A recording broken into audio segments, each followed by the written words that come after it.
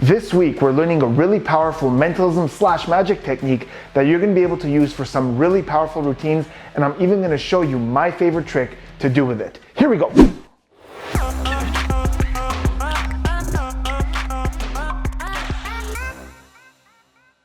Welcome back to the channel, everyone. And first of all, I want to apologize for not having posted on Friday. I had a bunch of things that I had to take care of. I couldn't post on Friday, but I wanted to give you guys a tutorial this week anyways, so I'm posting it today. Hope that still works for everyone. Today we're learning a really powerful technique that is extremely versatile. I'm going to show you all the different things you can do with it, but I'm going to start with a performance of one of my favorite routines that I do with this technique so you could see it.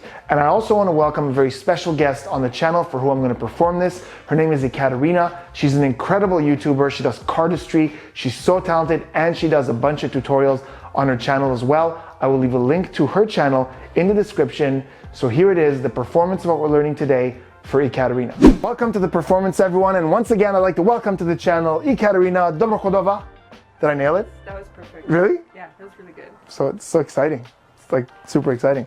I'm gonna do something for you with a deck of cards, which is a prop that you're very familiar with because you are a cardist. Very familiar, yeah. But this isn't gonna be cards. This is gonna be something with the mind. A prediction. There's a prediction inside that envelope. Now I've got the Joker over here. I'm going to set it down over there. We'll come back to that in just a sec. And I'll give these a bit of a shuffle. And actually, grab the Joker, take the Joker. And as I go through these cards, Ekaterina, I want you to pop it in anywhere you like, face up. Yes, face up, like that, wherever you like. Right there. Right there? Go ahead and pop that right in. Also, I'm going to ask you, that's perfect right there. Do you want the card on top of it or beneath it? Beneath? The one under it? That one? Excellent. Now I want you to notice before we take a look at that card, you could have put the Joker anywhere here or there or there or there. Come on in with the camera. I want you to see this. It could have been absolutely anywhere, any one of those, but you put it right above that card. Could have been anywhere, correct? Mm-hmm. But you put it right there. Yeah. I want you to take a look at the card that you placed the Joker on top of. That is the 4 of diamonds. Could have been anything, right? Yeah. Inside the envelope, I had a prediction, and I want you to see this. That says 4 of diamonds. Okay, what just happened? Like you said, I would not be fooled by this one. Are you serious? But hold on. We're gonna take it one step further. Because you might be thinking to yourself, they're all 4 of diamonds. I never showed you the deck. I trusted you that they're not. Right. Because somebody might watch this and say they're all the same card.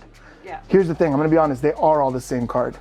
But the thing is, they're not the 4 of diamonds. You see, all the cards are the same, but that is all just blank. And you chose the only 4 of diamonds. I mean, I didn't even start drinking wine. I have no idea. You're so funny because you're like such an expert with cards, but there are certain things that don't overlap when it comes to mentalismo. Like obviously you have more knowledge than me and this stuff. I have no idea. I mean, not, yeah.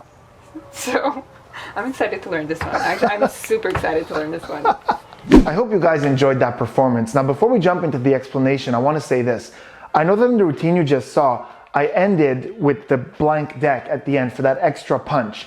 Now, of course, you don't have to do this with the blank deck. You could totally do it with a normal deck of cards, but I just think that routine with the blank deck at the end is really great, super commercial, and it gets great reaction. So if you're interested in doing that version, I'll leave a link in the description where you can get blank cards delivered to your door, and you can do that routine exactly as I did it. But today we're focusing on the technique, the move that allows you to make them choose in a very fair manner the card you want them to choose, like you saw in that performance. It's a super versatile way to do it. I absolutely love it, and we're gonna learn it now. Those of you who are card trick connoisseurs will recognize that the technique I used is a variation of the spread force or call force, which was popularized by Johann Hofzinser.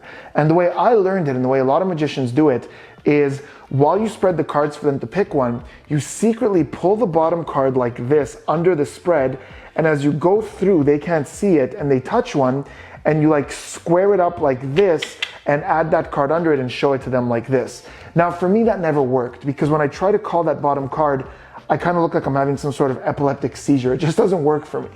I see a lot of magicians also do it this way, where they take one card like this, then they start spreading like this, and that's how they get the card under there. But again, for me, I'm not a huge fan of that. I think it's a little more obvious and looks weird.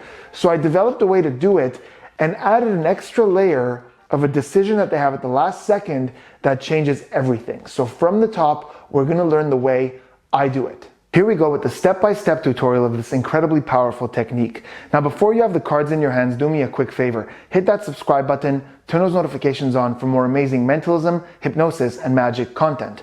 Also, for this explanation, I'm going to be using Fox playing cards by Ekaterina, who was my spectator in the performance. If you love these cards as much as I do, check the description for a link on where to get them. So with this technique, you're forcing a card on your spectator using the Joker. What this means is that they're going to feel like they have a free choice of any card in the deck, but you're influencing that choice for them to choose the one you want them to choose. So in the trick that I did, my prediction was the 4 of diamonds, and that's the one I had to force.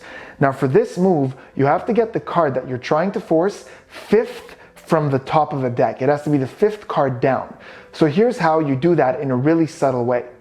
I've got the 4 of diamonds at the bottom of the deck. Now with the blank cards, I just always have it there at the bottom, ready to do the trick. But if you're handed a deck of cards and you still want to do this, basically, as you go through looking for the Joker, you simply just place the Joker down and then you see where the 4 of diamonds is and you cut it to the bottom like that.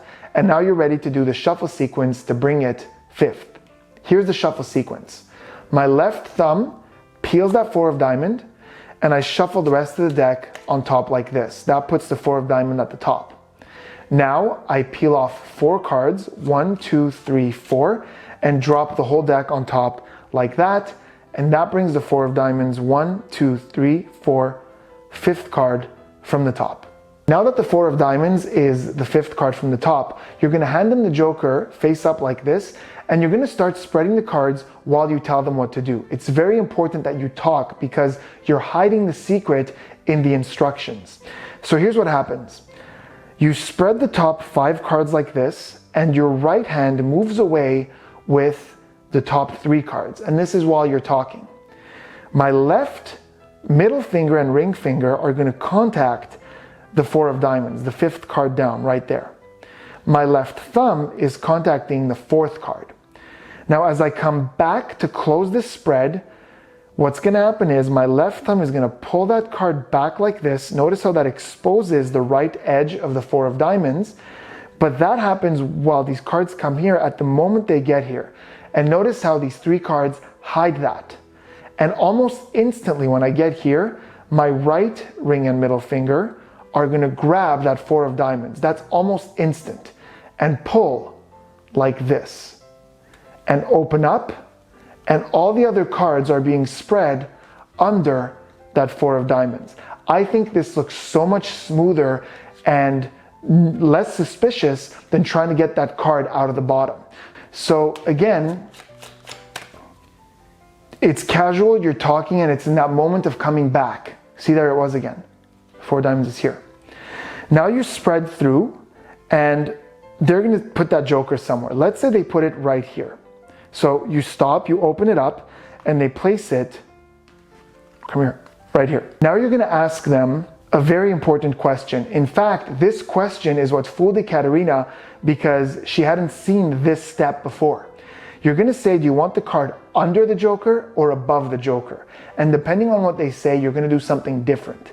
If they say the card above the Joker, you're simply gonna close everything up. So see the 4 of diamonds is here now. I'm just gonna put it on top of the Joker and I'm gonna close the deck up. If they say under the Joker, here's what you're gonna do. All the cards here except for the 4 are pushed further to the left. So basically under the deck, you're gonna do this. You're gonna go catch that Joker like that with the 4 of diamonds, and then you're gonna close up. So either you're putting the 4 of diamonds physically on top of the Joker if they say on top, or you're just clipping the Joker like this and then closing it up. But you're not just closing it up for nothing. You're closing it up to say this. You got to give this a logical reason. You close it up and you go, now look, you could have put the Joker anywhere. You could have put it here or there or there or there, but you put it on top of this card. And now you hand them that. If they said on top, same situation, you close it up, it's on top, you go, we could have put it here or there or there or there or anywhere, but you put it right under that card and you wanted the card on top, correct? There you go. And now you forced it in such a clean way. Now really quickly, let's look at it with the blank cards. Not that there's a huge difference, but this is my absolute favorite version and gets the best reactions at the end when they're all blank. To a spectator, that is a killer moment. So if you want to do this version, once again, check the description for a link to where you can get blank cards like this delivered right to your door. So again, the 4 of diamonds at the bottom, jokers on the table. I take these out. Now, of course, you don't want to shuffle like this because they're going to see blanks. In any other case with the regular deck cards, you could shuffle openly because they're going to see cards going by. In this case, you're turning your body a little bit more to your right so they don't see the blanks. But again, 1, shuffle, 1, 2, 3, 4, throw on top, spread through. Say in a moment as I go through these cards, I want you, and I already have my 4 diamonds down there, I want you to place that joker somewhere, right there, perfect. Do you want the card beneath it or the card above it? The one above it, wonderful. But I want you to realize that you could have stopped anywhere and put that card anywhere at all. Could have put it here or there or there or there, but you put it right there. And you wanted the top, the one above it, right? There you go, that's your card. That's it, that's the sequence. And then they turn the 4 of diamonds, they look at their card, you show your prediction. Or you could do it vice versa too. You could show your prediction, then dramatically turn the card over. Totally up to you. Then they react and you go, but hold on. The crazy thing is, not only did you pick the 4 of diamonds, but a lot of people think maybe I have all the same card. They would be right. These are all the same card, but none of them are 4 of diamonds. They're all blank. And that is a killer moment for your spectators. So there it was, guys. I hope you enjoyed this week's tutorial and you recognize the versatility and power that this move can add to your magic. And I'm curious to see how you guys are going to use this. Please let me know in the comments if you have any thoughts of how you're going to work this into your repertoire, or if you're just going to do the trick exactly as I did it with the blank cards. I want to hear from you guys what you thought of this tutorial, and I will see you next week.